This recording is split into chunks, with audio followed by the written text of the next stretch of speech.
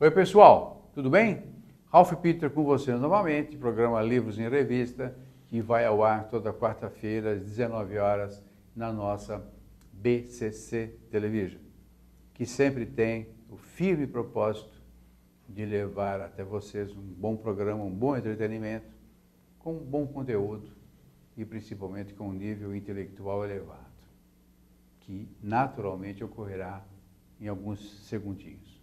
Tenho aqui ao meu lado direito o amigo da casa, Davi Veiga, que é um jovem absolutamente promissor, que depois nós vamos falar dele especificamente. Primeiramente, eu quero agradecer de novo e enfaticamente os trabalhos técnicos desse pessoal maravilhoso, montado pela Betânia, Luciana e Márcio. Sem eles, nós não estaríamos aí incomodando vocês. Quero agradecer também a Maria Estela Guedes, que através do seu site www.com, situado em Lisboa, nos abre e nos ilumina todo o caminho lusófono e que realmente nos dá uma audiência bastante grande e principalmente bastante gabaritada, bastante aquilatada, que muito nos envaidece. Muito obrigado, Estela. Davi Veiga, como eu falei para vocês, um jovem professor, promissor sociólogo, já trouxe ao mundo 4 obras, apesar de seus 30 aninhos. 30, né? 28, na verdade. 28, oh, meu Deus. É mas que tá chegando, com essa barba, né, você ganha mais 10 anos. Poxa. É, tá chegando lá, né?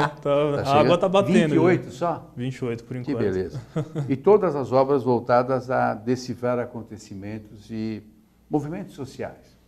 Recentemente lançou Reflexões Sociológicas, Devaneios e Impressões. Tem um blog, né? Tem um blog também que eu escrevo. Na verdade, o Reflexões Sociológicas, ele é um aparato de textos, uma gama de textos que eu fui lançando no meu blog, que eu reuni, aqueles que eu julguei os principais, né? E compactei nessa obra, porque o blog ele tem uma vida mais dinâmica. Você lança o texto, você sobrepõe com outro e tal. Mas eu acho muito legal essa questão. E o pessoal interage, né? Algumas pessoas sim, mas eu acho muito legal também essa questão da publicação. Eu sou um pouco a moda antiga. Não, você ter o papel e o registro, né? O registro. E é legal esse calhamaço de papel que vai envelhecendo e amarelando com o tempo. É legal, eu acho isso encantador, eu acho sensacional isso. Eu também. Eu não consigo ler um e-book, embora seja o final dos tempos, ou seja, ele já está aí, não sei ainda se pegou direito, mas por todas as suas facilidades é uma coisa que a gente vai ser obrigado a usar. Possivelmente. Mas eu preciso sentir o cheiro do livro, manuseá-lo eu não risco, eu tenho pena de riscar. Tem todo um ritual, né, que vai se perdendo com o tempo, né? E eu acho muito interessante, muito legal a obra publicada mesmo, você ter em mãos, assim. Qual é o público que você pretende atingir com Reflexões? O título já dá um viés, mas o que você pretende efetivamente? Olha, o livro, na verdade, eu tentei fazer uma obra que abarca um público variado, não necessariamente só o pessoal de sociologia, ou só o pessoal de antropologia ou das humanas em geral. Eu tentei escrever com uma linguagem, por isso eu selecionei a dedo algumas crônicas que eu tinha escrito no blog, que fosse mais acessível para pessoas que vêm de outras áreas também. Então, até porque isso é uma coisa interessante, que na sociologia hoje, a gente não tem mais essa divisão entre aquilo que é até meio cartesiana, né? Aquilo que é racional, aquilo que não é, aquilo que é de ordem das humanas, aquilo que é de ordem de uma outra área. Isso segrega, né? Isso segrega. Hoje em dia a gente fala das áreas integradas, né? Tem até o autor, o Bruno Latour, que escreveu uma obra que chama Jamais Fomos Modernos. Como que chama? Jamais Fomos Modernos. Jamais Fomos Modernos. E ele fala dessa questão da pós-modernidade que justamente tem essa característica de integrar outras áreas, né? E o interessante é que eu sempre gostei muito de beber de fontes biológicas também para a sociologia. Por um tempo, a sociologia foi feita de uma forma que traziam questões biológicas, era uma forma de se ver, era a questão do naturalismo. Muitas coisas já foram superadas, obviamente. Mas o interessante, Ralph, é que a sociologia ela foi uma das primeiras ciências institucionalizadas, né? Ela começa no século XIX, Países como o Brasil, ela tem uma linha muito tênue com a antropologia. É difícil você fazer uma separação entre sociologia e antropologia, porque elas se confundem, né? E pessoas que a gente chamava da tríade intelectual, como não haviam sociólogos, obviamente, eram pessoas de outras áreas que faziam estudos sociológicos. Então eram médicos, advogados, engenheiros, pessoas de outras áreas que estudavam o ambiente, estudavam a sociedade e começaram a lançar as obras que a gente chama de primórdios da sociologia. Aqui no Brasil, um deles foi o Franco da Rocha, que hoje é nome de município, inclusive, né? Ele foi um médico que estudou muito a questão da imigração e a questão da clínica, que os filhos de imigrantes, por exemplo, eram que tinham uma taxa alta de criminalidade. Isso tem vários fatores, né? A questão de não ser aceito na sociedade, de você ter uma múltipla cultura, uma coisa que você encontra na rua é diferente daquela coisa que você encontra na sua casa. Tem uma questão de crise de identidade, muitas vezes, acredito eu. Mas a antropologia ela é muito importante para a gente entender esse período, desse período do século XIX, do início da sociologia, né? Que até no livro, eu dividi o livro em basicamente 3 assuntos. Alguma coisa que é referente à filosofia da ciência, né? ou a própria filosofia em si, e a sociologia, obviamente.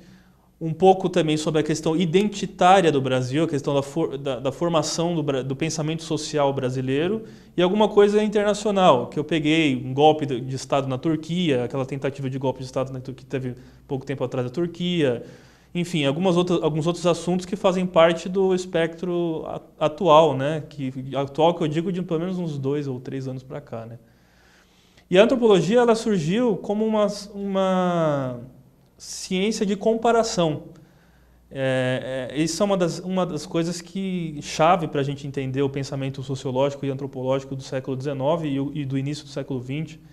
Era o que eles chamavam de evolucionismo cultural. Era a época, depois que teve uma revolução muito grande com a obra do Darwin, né? A seleção das espécies e tudo mais, né? E o darwinismo social influenciou muito a forma de se fazer antropologia. E o que a antropologia herdou do darwinismo social foi essa questão de você enxergar sociedades em diferentes estágios de desenvolvimento. Então, por exemplo, tem um autor americano que se chama Lewis Morgan, que ele estudou os índios iroqueses, né? E para ele a sociedade estava em 3 estágios primordiais: o estágio da selvageria, o estágio da barbárie e da civilização. A selvageria seriam aqueles povos que eram ágrafos, que não tinham escrita ainda e que estavam ainda vivendo como se fosse no Paleolítico. O período da barbárie seriam os povos que já tinham desenvolvido alguma coisa, como, por exemplo, a cerâmica, a idade dos metais, a idade do bronze, mas não tinham escrita. E a civilização, o que marca a civilização é a revolução da escrita, que faz com que a gente tenha a forma de através de símbolos, passar uma mensagem, não necessariamente da história oral, da via oral. E tem mais comunicação, né? Tem mais comunicação e você pode deixar para a posteridade, né? E não fica uma coisa que, como os africanos falam, né? Quando morre um ancião, é como se queimasse uma biblioteca. Alguns povos africanos dizem isso porque a tradição é oral. E não tem uma forma de escrita, né? E esse tipo de antropologia que influenciou depois a sociologia era uma antropologia que eles não iam a campo. Eles analisavam relatos de viajantes, relatos de descobridores, de missionários que iam para outras sociedades, né? Enfim, e eles analisavam o material que essas pessoas deixavam. Teve uma quebra que foi a revolução em tudo isso, que foi o Bronisław Malinowski, que ele foi o primeiro antropólogo, apesar do Lewis Morgan ter estudado os iroqueses, alguma coisa assim, que realmente foi a campo. Ele foi lá em Trobriand, nas ilhas do Pacífico Ocidental, e estudou os povos que chamavam de argonautas, né? E isso marca definitivamente o jeito moderno de se fazer sociologia e antropologia, que é você... Eles caminham juntos, literalmente. Né? Caminham juntos, que é você ir a campo, né? Você pode fazer uma história social, um historicismo social, baseado em depoimentos de pessoas, enfim. Mas você ir a campo é uma coisa que... Porque muito... quando você descobre como um povo viveu, pelos seus objetos e tal, né, você transpõe o que era a sociedade, o modus vivendi daquela região, daquele povo, de uma determinada situação, inclusive. Né? Com certeza. Embora tenha algumas complicações também, né? Por exemplo, o que acarretou com o darwinismo social e você enxergar a sociedade em diferentes estágios de civilização? Um racismo científico também. A antropologia e a sociologia ela surgem como campos do conhecimento de comparação. Então, os europeus, por exemplo, na época do imperialismo, eles tinham o que eles chamavam de fardo do homem branco, que era você levar a civilização, levar um processo civilizatório que eles achavam que eram os detentores dessa civilização, desse iluminismo, vamos dizer assim, para povos que estariam no obscurantismo, que seriam os povos que estariam ainda na selvageria e na barbárie. Então, o darwinismo social que acarretou no racismo científico justificou o imperialismo, principalmente britânico e francês, que teve na África e na Polinésia, né? Principalmente na segunda metade do século XIX e começo do século XX. Né? Então, é muito complicado porque muita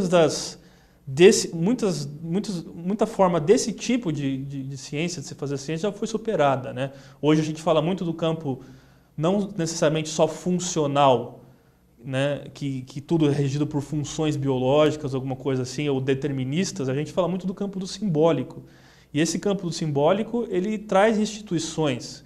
É o que eles chamam de sociologia da mensuração, que é você estudar o indivíduo que se reconhece como tal. Ele vem com uma labelização, um rótulo. Né?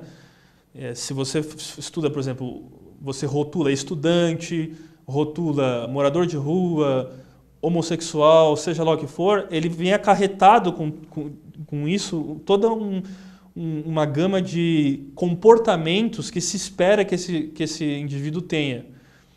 Isso é uma questão que a gente discute bastante, porque você pode pegar, por exemplo, movimentos como movimentos de cotas, movimentos de inclusão LGBT, uma parte desses movimentos defende a categorização, que é para a pessoa justamente poder brigar pelo direito dela. E isso é uma faca de dois gumes, porque você categoriza e ao mesmo tempo rotula. Sim. Eu não sei qual dos dois é pior. Porque Sim. eu acho que não devia ter categorização nenhuma. Por exemplo, eu sou contra esse lance das cotas que você falou. Eu acho isso um horror.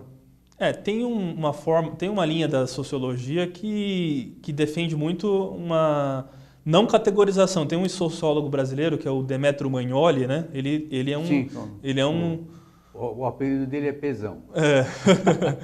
Ele é um grande defensor. Ele escreveu aquele livro Uma Gota de Sangue. Ele é um grande defensor de que no Brasil não existem raças, né? Que no Brasil nós somos todos miscigenados, alguns tendendo mais para um fenótipo caucasiano, ou outros para um fenótipo mais africano, seja lá o que for, mas que nós não temos como categorizar, né? Você no início do que você começou a demonstrar o que é a socialização e tal, você mencionou um negócio que ficou na minha cabeça, eu fiquei só esperando um momento, que é a identificação do povo brasileiro. Você não falou com essas palavras, mas é por aí. Na tua opinião, qual é a nossa identificação? Eu não vejo nenhuma. Qual é a nossa identificação? Justamente, o Demétrio escreveu o que você acabou de dizer, que bate com o que eu penso. E você pensa assim também? Olha, eu gosto muito de uma frase, independente de viés ideológico ou não, mas a figura dessa pessoa é muito importante para a sociologia e para a antropologia no Brasil, e eu gosto muito de estudar sobre ela, que é o Darcy Ribeiro. E ele fala uma coisa que eu acho muito interessante, que o Brasil precisa ser inventado, né? Porque, historicamente, o Brasil, ele como nação surge apenas em 1808, com a vinda da família real para cá. Até então era América Portuguesa, que era um empreendimento, que era visto como uma empresa, era visto como uma colônia de extração e não tinha um sentimento de nação. O Estado que se transfere da Europa por conta das invasões napoleônicas e se instala no Brasil em 1808 é que faz com que a gente comece a ter a nossa primeira noção de país, né? E de organização também. E de organização, e a abertura dos portos para poder negociar com outros países, né? Foi o que o Dom João VI fez a princípio, né? Depois seu filho se rebela contra a própria coroa e proclama a independência do Brasil em 1822, Dom Pedro I, e a partir daí que a gente pode falar em Brasil. Até então não se tinha essa noção de Brasil. E o Brasil já foi inventado várias vezes, né? No século XIX, principalmente... Foi roubado várias vezes. Também foi roubado, vide a situação atual, não, né? Mas essa situação atual é a mesma de... É um reflexo tudo, que... tudo igual. Mas o Brasil foi inventado várias vezes, né? No período romantista, principalmente na segunda metade do século XIX, quando o Cooper escreve a Pocahontas nos Estados Unidos, a gente tem o nosso José de Alencar escrevendo Guarani aqui. Uhum. E qual que era essa forja de identidade do Brasil? Era justamente a união entre o branco português com o nativo americano, o índio, que seria a união da Ceci e do Peri, da sua obra O Guarani.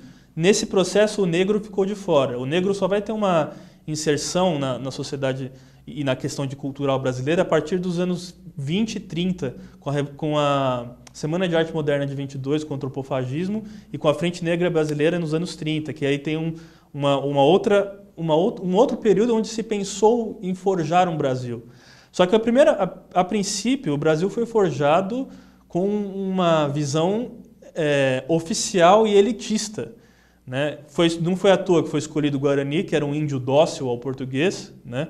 Tinha na época a Confederação dos Tamoios, que eram os índios mais resistentes aos portugueses, mas acabou ficando de fora e foi eleito o Guarani mesmo, e a obra do José de Alencar, que escrevia por encomenda, inclusive, foi muito usado pelo o Império Brasileiro em se forjar uma identidade brasileira. Como eu disse, nos anos 20 do século XX, a partir de 1922, com a Semana de Arte Moderna, teve um movimento antropofágico, que era um movimento de desconstrução desse Brasil romantista, vamos dizer assim, e uma nova identidade para o Brasil. Daí surgem obras importantíssimas, principalmente nos anos 30, como Casa Grande Senzala, do Gilberto Freire, que foi, independente de alguns falarem que ele defendia uma democracia racial... Mas é um marco, né? Mas é um marco, é um livro muito importante, não tem como a gente negar, né? Uhum. E o Sérgio Buarque de Holanda, escrevendo Raízes do Brasil, em 36, e outros trabalhos muito importantes para a questão identitária do Brasil, né? E nós fomos reinventados muitas vezes. E né? agora, na esteira do teu discurso, que é sempre muito brilhante. Muito obrigado. E agora, existe um Paulo Freire, existe um Buarque de Holanda, algo que substitua a altura? É difícil a altura, mas, por exemplo, hoje tem alguém que você possa bradar, esse cara é aquele sujeito que daqui 20 anos nós vamos falar tal qual Paulo Freire. Olha, é muito difícil, viu, Ralf? Porque a gente vive num período, esse período, não sei, que alguns dizem que é pós-moderno, né? Vamos dizer assim, que é um período que é difícil você ter uma revolução intelectual ou física, seja lá o que for, que marca um novo tempo. Tudo é cópia da cópia, né? Tudo mais do mesmo. É mais do mesmo. Então é uma coisa muito complicada. É difícil apontar alguém que tenha uma ideia que não foi pensada antes. Até porque... Esses grandes, como a gente citou, o Gilberto Freire, o Sérgio Buarque de Holanda, esses foram precursores mesmo de um tipo de se fazer sociologia. Eu falei Paulo Freire, é Gilberto Freire. Não, mas o Paulo Freire tem sua importância também na mas educação. Eu queria falar Gilberto e falei Paulo. Não, tranquilo. Mas esses foram os precursores. É difícil a gente encontrar algo que não foi pensado até ainda. Porque talvez não haja nenhum ambiente propício para isso. Né? Dizem que nós que estamos na periferia do mundo, né? O Brasil, América Latina, África, Ásia, que tem o centro do mundo, que seria a Europa, os Estados Unidos, né? O chamado primeiro mundo, eles falam que são produtores de teoria, né? E nós somos os intérpretes da teoria. A gente não produz teoria. O que a gente faz é interpretar aquilo que os países do centro do capitalismo, do centro intelectual fazem. Entender a cartilha dos outros, em resumo. Basicamente isso. E tem uma expressão que, em sociologia, em antropologia também, que se fala que muitas vezes tenta se aplicar as ideias fora do lugar. Aqui no Brasil, por exemplo, a gente sempre copia modelos de fora e tenta adaptar ao Brasil, mas a gente não tem uma coisa genuinamente brasileira. Até mesmo o integralismo dos anos 30, que foi o movimento proto-fascista brasileiro que dizia ser tupiniquim, ele tinha era uma versão conservadora de um viés conservador e baseado no modelo italiano. Fascismo. Então a gente não tem uma coisa genuinamente brasileira. Agora, aqui você atribui essa falta de genuinidade e de autenticidade, né? Você crê que nós sejamos ainda muito jovens ou esse multifacetamento ocasiona isso? Eu acho que o Brasil é um país continental apesar de ter um governo centralizado, né?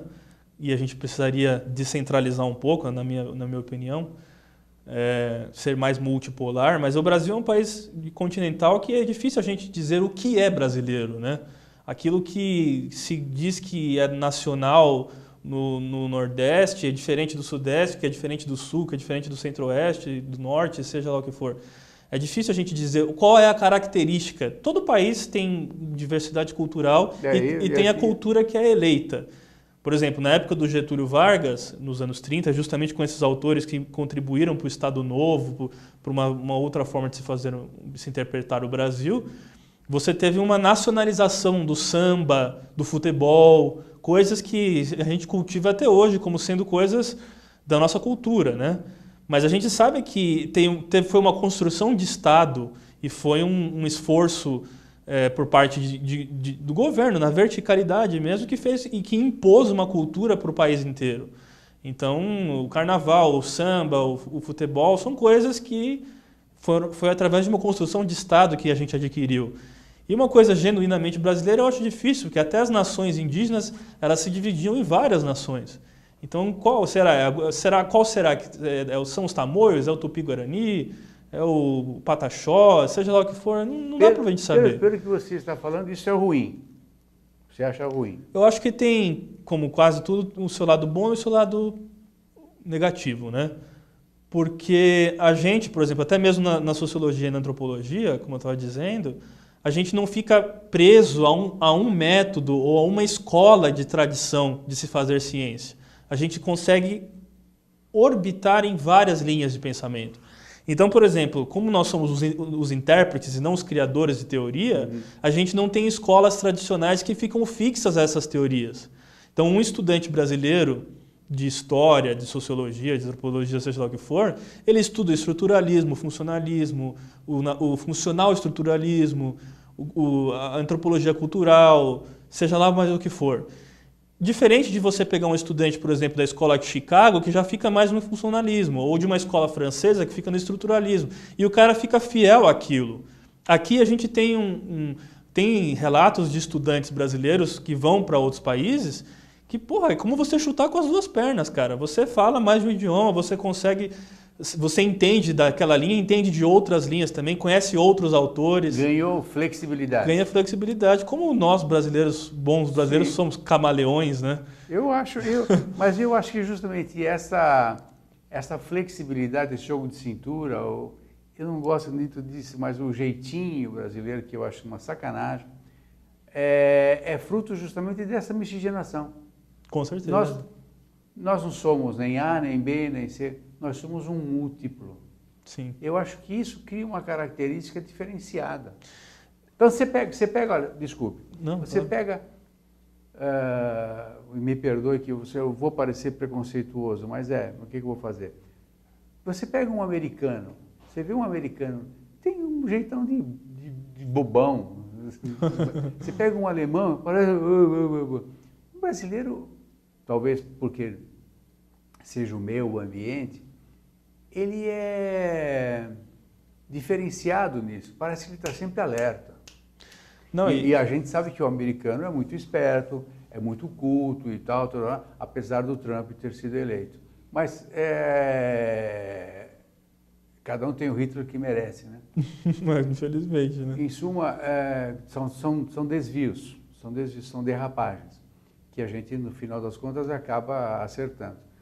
Mas eu acho que essa flexibilidade, que eu não gosto na maioria dos casos, particularmente quando administrativamente isso ocorre, aí eu vou lá, eu dou um jeitinho, eu consigo e tal, blá, blá, e consegue, isso que é pior, do jeitinho e tal, na vantagem, naquele jeito malandro, maroto de ser e tal. Eu tenho a impressão de que mais umas 2, 3 gerações a gente perde isso, justamente pela globalização. Hoje é dia 6 de junho, né? Faz mais de 70 anos da invasão de 44 da Normandia, da Segunda Guerra Mundial, né?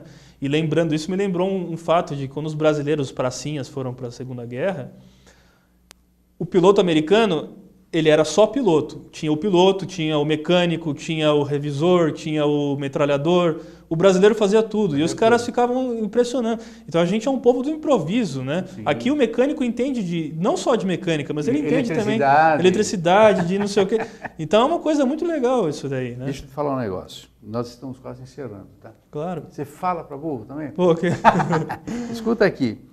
Tem 2 títulos do teu livro que eu particularmente adorei, que eu gostaria que você dissecasse rapidinho, que é o Patrimônio Histórico e o Desabafo 1 e 2. O patrimônio histórico, eu sou um grande admirador da arquitetura imperial, que é uma arquitetura que foi brutalmente assediada e destruída pela modernidade, né? Essa modernidade que é um constante devir que a gente tem nesse país, que parece que não tem os olhos voltados para trás, é sempre os olhos voltados para frente, e a especulação imobiliária faz isso muitas vezes. Então tinha um arquiteto chamado Lúcio Costa, que trabalhou muitas vezes junto com o próprio Niemeyer, né? E eles praticamente passaram a régua em cima das construções imperiais, né? Eles preservaram um pouco das construções coloniais, até por questões ideológicas, né? Eles eram bem modernistas. E a gente tem uma arquitetura bem moderna, e que eu acho legal também, eu acho interessante, mas o que me dói é que as grandes construções imperiais, elas foram destruídas. A gente tem hoje a Luz, em Petrópolis tem também, Petrópolis lá no Rio tem bastante coisa, mas ela acabou sendo destruída. E o patrimônio histórico, a gente se reconhece nele, é o que diz quem nós somos. É um pouquinho da identidade, né? Um pouquinho local, né? Um pouquinho da identidade que parece que é desrespeitada e pisoteada por uma modernidade de um constante devir avassalador que não olha para trás e parece aquele gigante do Macunaíma, né? O Pietra lá. Ele vai destruindo tudo e vai pisando em tudo e não quer saber, né? E o desabafo? O desabafo no livro foi justamente um momento de tensão, um momento de forte emoção, que é um momento que eu penso que nós estamos vivendo ultimamente, né? E eu tento fazer uma comparação com o aparato histórico, mas realmente é a crise mais terrível que nós passamos ao longo da nossa história, a meu ver. Sim, né? sim, uma crise não só institucional, como moral, espiritual, seja lá o que for. E eu espero que a gente supere isso, né? E o meu desabafo no livro é tentar fazer uma comparação histórica com o período pré-64, ou com a própria morte do Getúlio Vargas em 54, quando ele se suicidou, tal, com a oposição pressionando, lá do Lacerda, seja lá o que for. Mas eu acredito que, por mais que a gente possa fazer algumas analogias de períodos que já vivemos, como Marx fala que a história é cíclica, né? E ela se repete primeiramente como farsa e segundamente como tragédia, né? Eu acredito acho que nunca nós vamos passar por um sistema. O que nós estamos passando hoje, vergonhosamente passando hoje, eu acho que dificilmente vai acontecer outro. Isso é uma destruição, né? Vamos ver o que está por vir, né? Vamos esperar aqui. Não vai. Meu caro, eu agradeço muito você ter vindo. Eu que agradeço. Ter deixado seus alunos na mão, coitadinhos. Né? Que isso. Pessoal, nós conversamos, literalmente absorvemos aqui esses conhecimentos desse menino, ainda menino mesmo, professor, sociólogo, que lançou esses dias aí reflexões sociológicas, devaneios e impressões. Dá o blog. Como é que é esse Eu tenho um blog que é o www.pelorevés.blogspot.com. Não, pelo contrário. Pelo revés. Pelorevés.blogspot.com. E tem o site oficial que é davivega.com.br. David. Com D no final. Bom, se bem que está na vinheta, está mostrando, a Luciana está mostrando o teu. Olha lá, está aparecendo, davivega.com. Eu que tenho que agradecer a amizade e a oportunidade de participar do programa. Você literalmente abrilhantou o espaço, modestíssimo. Muito obrigado. Pessoal, obrigado por tudo, pela paciência. Estão lembrando, muito obrigado, Luciana. Essa menina é fantástica. Quase que eu esqueço de presentear você com a minha caneca. Opa, que isso! Que está festejando os 10 anos. Poxa. Essa menina, eu falo para vocês que sem essa gente eu não sou nada mesmo. Vai ficar aqui na minha coleção. Coleciono caneca. Também? Coleciono. Não vou te dar mais outra coisa disso. Não, essa aqui vai ter um lugar especial para ela. Né? Bom, eu quero agradecer de novo a Luciana, que colocou-me nos trilhos. E, pessoal, muito obrigado pela paciência e audiência. Até a próxima. Tchau, tchau.